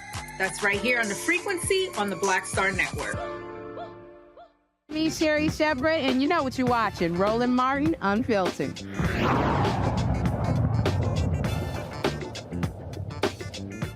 All right, it is a clever way to introduce kids to the law. The Judge Kim and the Kids Court Book series is described as an innovative and highly entertaining series that teaches kids problem-solving skills and how to think outside of the box. Well, Sean Martinbrough is one of the co-authors of this series, and he joins us to explain why this kind of book is essential for our youth. Thank you so much for being with us. Thank you so much for having me. Absolutely. First of all, what a nice concept. And I say that. I went to law school, didn't have this growing up, but it would have been nice. You know, this doggy defendant, right, is the subtitle of this, Judge Kim and the Kids Court. Some really cute ways to teach young people about the law. There's a whole series of books, but we're focusing on this one now. How did you come to this? Well, I've been working in the comic book industry for over 20 years, and so I'm a natural-born storyteller. And also, I'm a huge law television show. So LA Law, Law and Order, The Practice, all those shows, I just grew up just inhaling those. And so I had a friend who's a lawyer, and I used to always say to her, listen, you know, I heard that if the cops stop you, this is what you should do. And if this happens, this is what you should do. And then she was like, that's not at all what you should be doing. You have no idea about the law from watching lawyer shows. So that got me thinking that your average person probably does not know about the law. And if you think about it, lawyers run this world. They run, there are presidents, our senators, our congressmen, and women. And so I thought about, okay, well, since I spent so much time drawing stories for Marvel and DC Comics featuring characters like Batman, Black Panther, I could apply those storytelling skills to come up with something that could teach our kids about the law in a fun way. And so I reached out to some buddies of mine from the comic book industry, and I said, hey, guys, what do you think about this idea about a little black girl judge? And Judge Kim in the Kids Court was born. Yeah, so Judge Kim, tell me a little bit about her, because she is deciding the law from her treehouse and she is making it plain. What does she do, and what did you want her function to be in this book? Well, Judge Kim is a fun character because basically she's your average little girl in the neighborhood. And one day she goes to work with her mom, who's a judge. And she goes to, while she's at her mom's job, she watches how her mom, adjudicates cases, listens to evidence, and decides, who might be guilty, who might be innocent. And so Kim was like, that's interesting. And when she goes back home to the neighborhood and the kids have a beef, she's like, wait, don't fight. Let's take this up to my treehouse. Let me know, present the evidence to me, and I'll figure this out. And so that's pretty much who Kim is. She basically is your average kid who paid attention to what her parents were doing as a career and applied that to problem solving. So you have a series of books here. What number am I looking at here? Is this number 7? No, we have 2. So which one are you holding? Let's see. I have the Doggy. I have several copies of the Doggy Defendant. Okay. Yes, I have the Doggy Defendant. Yeah. So Doggy Defendant is the second book. The first book is actually the case of the missing bicycles. So this is pretty much the setup, and then part 2 is what you're holding up right there. So what do you want young people to get from this, or what is the expectation that you hope they get from it? Well, I think about when I was growing up, we had those old Schoolhouse Rock. I know that's kind of dating me, but I still remember how a law becomes a bill, or a bill becomes a law just from that. Yes. And so what I want is and my co-writers, and I got to give a shout out to Milo Stone, Joseph Illidge, and our amazing illustrator Christopher Jordan. What we want is for kids to, number one, read and learn about problem solving and developing critical thinking skills, and learning about the law. And this is something they could do with their parents. And I tell you, like, the response that we've gotten just from parents that are like, my daughter or my son loves this book and they can't put it down, and we actually have a good time reading it with them. That's amazing. That's pretty much what we want. And what's the age range? When would you recommend that this book be read? 6 to 10. 6 to 10. But you know what? I 6 to 10, but I've heard, people older and parents saying that they love it. Yeah, right. If you can learn no matter who is written for, right? I think it's interesting that you delve into a lot of worlds that people don't find an easy entree into. The law and writing and comic books. I'm interested in finding out how you got into the world of comic books and doing things like this in terms of graphic design and illustration. Well, I'm a native New Yorker, so I grew up in the Bronx, and I was a huge comic book fan when I was in elementary school. And I just started copying what I would see in the comic books. And then one day when I came home from school, my mom and my dad saw that I had some kind of a talent. And so they said, okay, listen, let's do something with him. And they put me in a local painting class. And it was in the community center. It wasn't anything big and fancy, but once or twice a week I would go and learn to paint. And then from there, I went to Performing Arts High School, Fiorello LaGuardia, the famed school in New York, and I was an art major. And then I went to the School of Visual Arts and got my degree. And while I was in the School of Visual Arts studying illustration, I submitted my portfolio to Marvel. And then Marvel Comics gave me my first job when I was a junior in college. And so from there, once you start doing work for Marvel, then DC wants to hire you. And That's right. Back and forth. So yeah. That's how. You have gone through so many doors that so many people of all ages want to go through. I want to open up the floor to our panel here, Dr. Carr and Lauren. Dr. Carr, I'll start with you. I saw you shaking your head. I'm not sure why, but I'm sure that you have a question for our guest. Yeah, I do, and it's a real treat. Thank you, Candace. And Sean, it's nice to meet you, brother. When I came home with my first comic book, it was an Archie comic book. My daddy said, "Is that what you want?" I said, "Well, I don't know." I took it back around the corner to the black-owned drugstore in Nashville, Mr. Neely's drugstore. I said, can I switch this?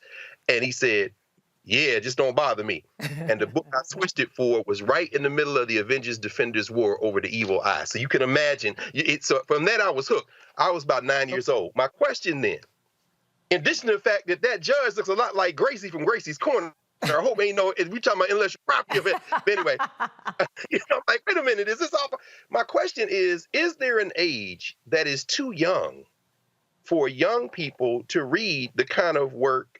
I'm not saying they would necessarily read Luke Cage Noir or Angel Town, which I loved, by the way, which, years ago you were involved with. But is there an age that's too young for young people to be reading the kind of Marvel comics that we were reading when we were 9 and 10 years old, with all those adult themes? That's what the Mandarin called Iron Man a cretin. I had to go look it up. But I'm saying we learn from the books that you write for adults. Is there an age? Is a child ever too young not to read those books, in addition to the ones that you're doing now? Well, the great thing about comics is that there's so many different types of comics. So for me, there's never an age that's too young for kids to start reading, first and foremost. And our kids need to read. And that's one of the things I think about comic books, because comic books are an American art form. But I think a lot of people look down on them as being simple or just for kids. But my vocabulary increased from reading. There are words that I remember reading when I was in like junior high school that I'm like, I still remember. I still remember now. And just increasing your vocabulary and just sort of seeing different perspectives. And a lot of the books that you and I read growing up, there were messages in there that probably went over our head, but then they stuck. And that's the great thing about storytelling, is that sometimes you might not get it right away. You might just enjoy the fighting, the super heroics or whatever, but then that message is there, and that's the great thing. That's the beauty about storytelling. So for me, I encourage kids to read, from a very early age. And Marvel and DC Comics, you can read those, from a very early age. Yeah, and the comic books, they do have the concepts of the truth and justice and evil and good. That certainly, even if you don't remember the words, that sticks with you. Lauren, I wanted to bring you in here. Question.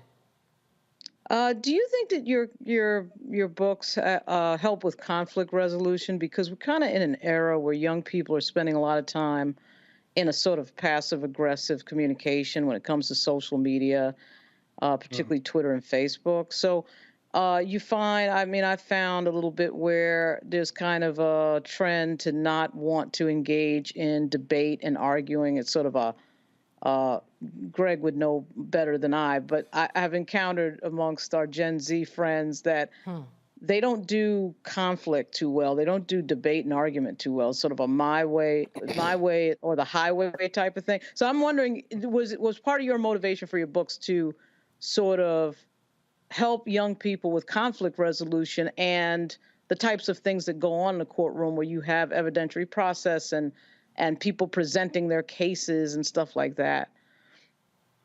Well, I think it's a great question. I think that, if anything, I think that kids today are more impulsive.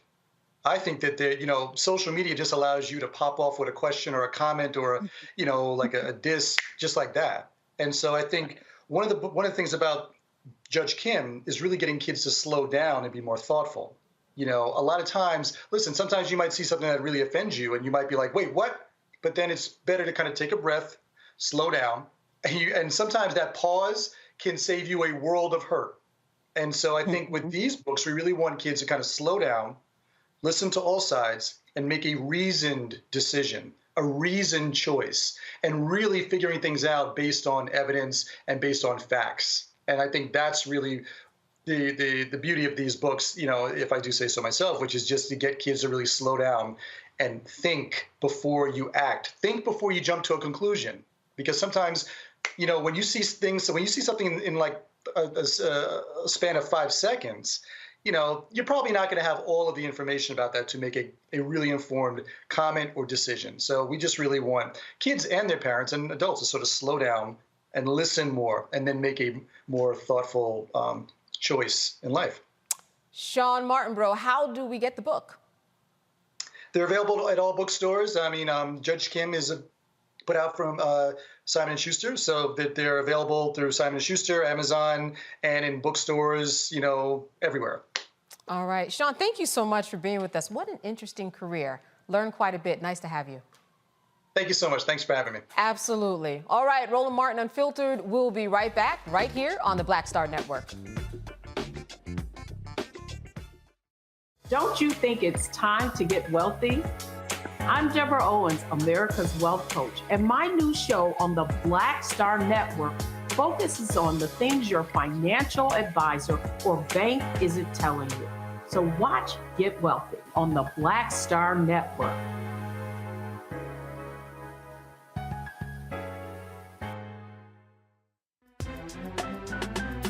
I'm Faraji Muhammad, live from LA. And this is The Culture. The Culture is a two-way conversation. You and me. We talk about the stories, politics, the good, the bad, and the downright ugly. So join our community every day at 3 p.m. Eastern and let your voice be heard. Hey, we're all in this together. So let's talk about it and see what kind of trouble we can get into. It's The Culture. Weekdays at 3, only on the Black Star Network.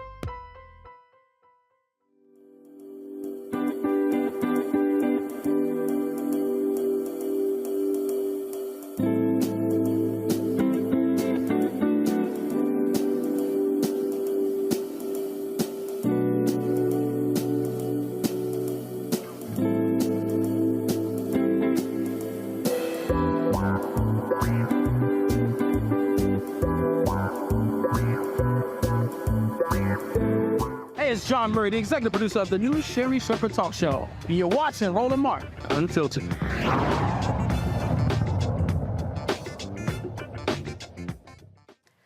All right, some good news for The Color Purple. The film had the largest Christmas Day movie opening in 14 years.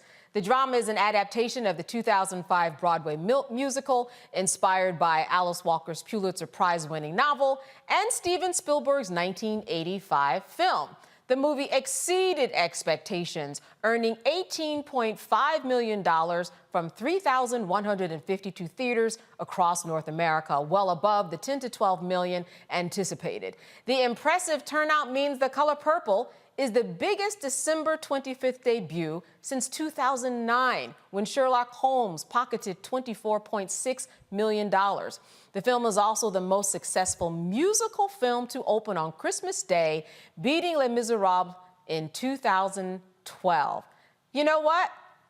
Are we surprised, Dr. Carr? I'm not sure if we are. I think that you can speak to so many people in the Black community who can quote 3 lines from The Color Purple. I think people were ready for this for the big screen. Well, you know, I'm of mixed opinion on The Color Purple. I mean, having read the book many times, remembering it, as I'm sure we all do when the first movie came out, I understand Steven Spielberg's obsession with it and Oprah's, but there are so many more stories for us to tell. And I'm getting a kick out of this, this whole experience of Black folk being surprised at the LGBTQ, the queer scenes in it. I guess they hadn't read the book or missed the movie Kiss on the Cheek, and how it's generational, how there's age. But I'll tell you, on Christmas Day, I went to see American Fiction. Because I'd read, yeah, absolutely, and I'd read DC's Own, and I'd read many years ago Percival Everett's book Erasure, which is laugh out loud hilarious. And going into the theater, all these Black folk were going in to see The Color Purple. They had on church clothes, they had on African clothes, mostly women, but men too. And I was like, wow, I go into the American Fiction and I could count the Black people on one hand. Big audience, almost all white. To me, that says something about how our taste has been curated over the years. I'm not surprised by those numbers. It's a great thing. But the whole theme of American Fiction is how we are crafted to want certain narratives by a society that don't give a damn about us. And I'm all anyway, I shouldn't even happy about the numbers. Right. And I'll see eventually, but I think there are a lot of other things that this should probably trigger us into a conversation about that we're not going to have. And listen, Jeffrey Wright, he's my favorite, so that's why I know exactly what you were talking about. I need to get to it. I am looking for that Oscar. That's a whole nother story. But yes, I think it is just a well-crafted way for us to see how we are set up in the media, as you said. Our appetite is kind of cued for certain things. Lauren, your take on it. Granted, the numbers are big, but like Dr. Carr said, there are mixed emotions. Where do you stand? I'm really tired of the color purple. I think we were fine with one color purple. I'm not sure why we're back with another color purple.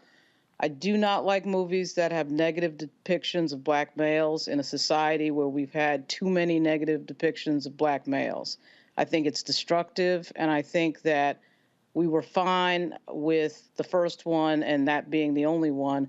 And to Greg's point, there are so many stories in Black American history that have not been told, particularly civil rights movement, just that piece of history alone. But I also think about the Civil War period as well.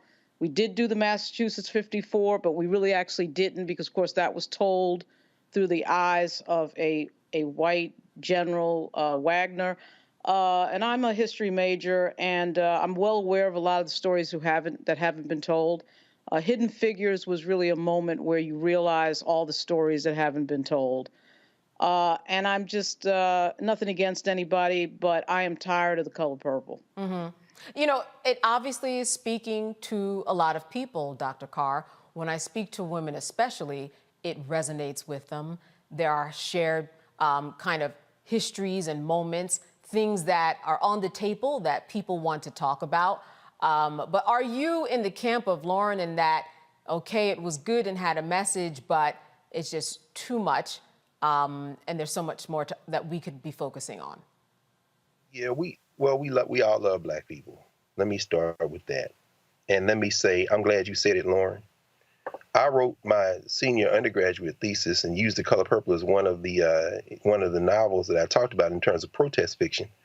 I think the book is deeply flawed. I think the first movie was absolutely a white vehicle that they used to do exactly what Lauren said. I think the musical, which I did not see, but when I see this movie and from what I'm reading about it and some clips I've seen, it does exactly what Lauren said. And, when the movie came out, Ishmael Reed was very critical of the movie for the exact same reason. He said, this ain't even about black people. This is about what you think black people are about. And I think it resonates with us because we don't get to those deeper issues. This is a real conversation we need to have. We can't have it. We behave in many ways like a race of children. Adolph Caesar, Danny Glover, the ensemble cast of the original movie, I think there was some nuance there. When I look at Coleman Domingo, for example, who was a fine actor, but I watched, what's the Obama vehicle, the Obama-produced vehicle on Netflix? Rustin. Rustin. Rustin. Trash. It was a caricatured, overly hyped, too much music, too much over the top. The portrayal of Bayard Rustin was much more nuanced than that. If you watch the Jeffrey Wright vehicle, I'm sure you've seen it.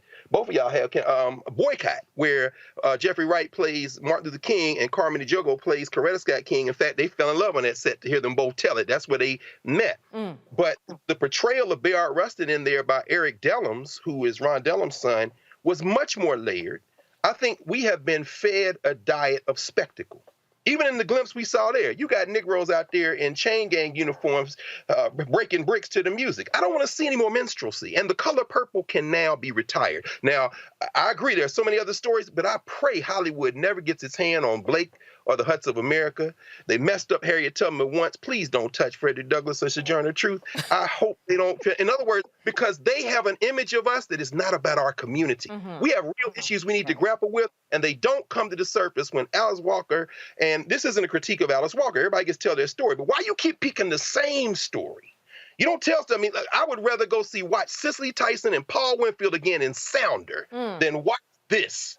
Ever. But I'll go see it because, what the hell? I can't really talk about it till I see it, but I imagine I'm going to see. That's right. That's right. And I have not seen it. And I thought that The Color Purple, the movie, I loved the book. I thought that that the movie was beautiful, just visual.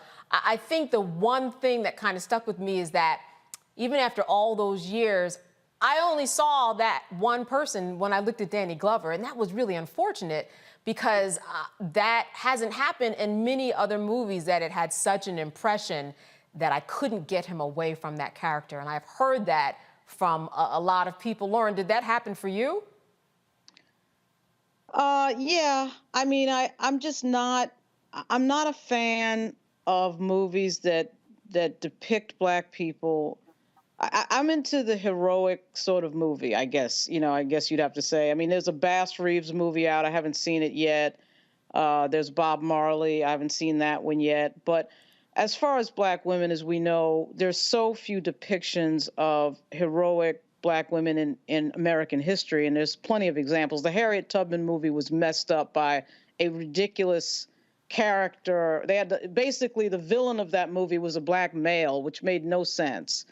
It was insane. But, it's because the people who produce these movies have no interest in accurately depicting what Black Americans have done in this country. We see it on a smaller level in journalism all the time, and on a grander level in Hollywood. So I'm always dubious of anything produced by someone that doesn't look like me, that doesn't really care about my history. That right there is a suspicious marker. And I get that Oprah's involved and all that, but I'm telling you, I am not.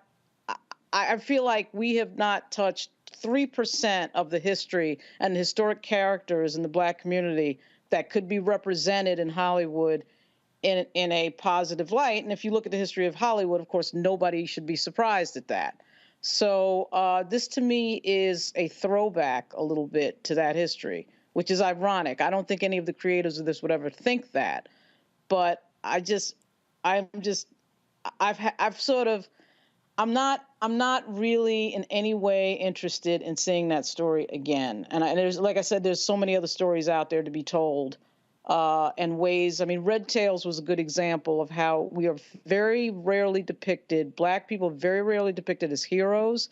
And of course, he had to finance that himself because Hollywood didn't want to do that film because it depicted Black people as heroes. So I'm just not, I'm okay with seeing The Color Purple from the 80s, and I don't need to see anything again. I'm not convinced I need to see anything again. I'm going to flip the script a little bit here, and I think that the numbers do tell us many, many things. One of those things is that we do go to the movies. There were, remember years ago when they said, don't even make Black movies because Black folks don't go. Black folks don't go to Broadway. Black folks don't go to plays. Black folks don't go to the movies. Don't put the Black person on the poster in America, certainly not in Asia. That's going to offend the population. And I think that with these numbers, it does at least tell that story, Dr. Carr. Well, I mean, if nothing else, we're a race of consumers in the United States. They've known that for a long time. When Melvin Van Peebles made Sweet Sweetback and had to rent out theaters, and they kept selling out, they realized that. And that, of course, set off a boom that they like to call Black exploitation, but it came from independent Black filmmaking. The conflicts and the conflict resolution mechanisms we have in our communities have been portrayed in film. Julie Dash. I mean, if you want to go see the layers of Black community conflict and resolution, go see Daughters of the Dust. I mean, it's great independent film, but it's not. But see, they're not, like Lauren said, they're not going to fund that because that's speaking to us about us, and it's not looking away from our challenges. Danny Glover, I'm glad you raised that, Candace. There's an excellent film by one of Julie Dash's classmates and Holly Greenman. They called the L.A. Rebellion out there at UCLA. Named Charles Burdette, a fantastic movie called To Sleep with Anger, where all these Negroes from Louisiana moved to LA and there's this conflict, it's generational, it's women and men, but they resolve it and it's grounded in the culture. They are never going to make that. I don't ever have to see another Tyler Perry movie again because I'm sick of the minstrel show. Tyler Perry is an embarrassment in so many ways, even as he continues to make money and support Black people and, not necessarily let the writers be unionized. But when Taraji Henson raises the issues that she raised connected with this vehicle, and then people remember Monique, then people have to understand that my classmate Oprah, and I say that because she came back and finished her degree in 1987 at Tennessee State, and I was in that graduating class. I was student body president, and what I said about Oprah that day as a student body president they banned student body presidents from talking at Tennessee State graduations for like 10 years. Because I'm saying, you know, Thanks look, to you. look. Thanks to you. Words of Sean Carter, I'm a hustler, baby. And I want you to, it's not where I've been, it's where I'm about to go. I don't have to see anything. You know what people think of us by who they pick to curate to tell our stories. Lauren, thank you for freeing me to say what was really on my mind. Lauren, you opened that door. I mean, he has said Tyler Perry, which I will not even get on. I was in Atlanta, did go by, and I saw his beautiful studio. I will say that. And the documentary is compelling. I will say that. That's all I will say on Amazon. It's quite a story. Did you watch it? Absolutely. He curated it himself. And so I watched him tell the story that needed to be told. I'm not going to let y'all critique me. I'm going to celebrate me and make it look like I'm critiquing me on the way to the celebration so that y'all can't say I wasn't critical of myself. Anyway, we just saw the man on comic books. These narratives are very, very, very straightforward. Lauren, I'm blaming you. Opened that door. He walked in. I really appreciate it. Lauren, you Lauren, I want to end on you. Let me know, what are you watching these days before we wrap up this show? What are you watching that has filled you?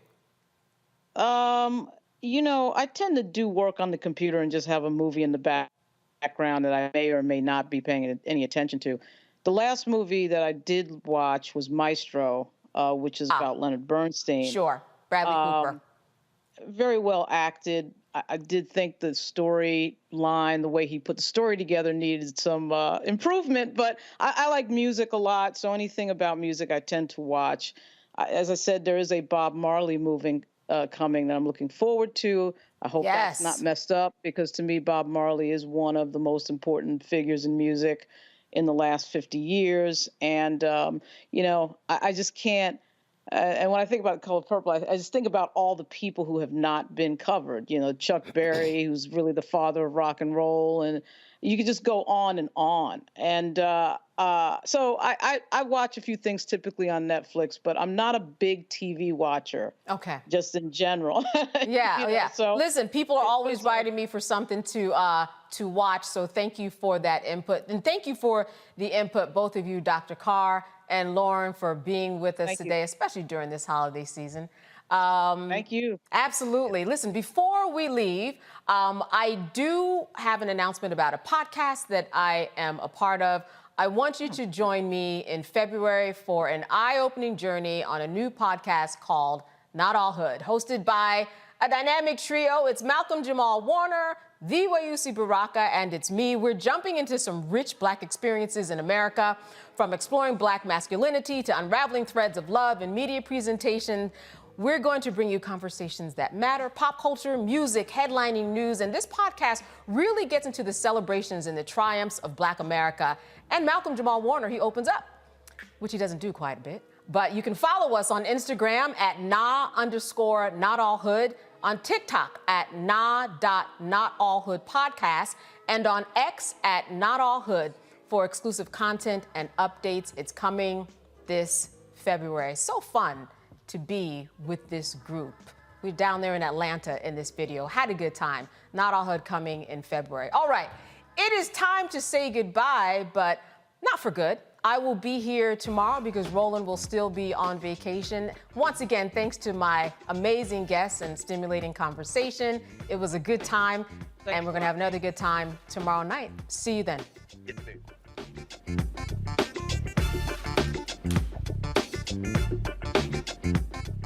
Folks, Black Star Network is here.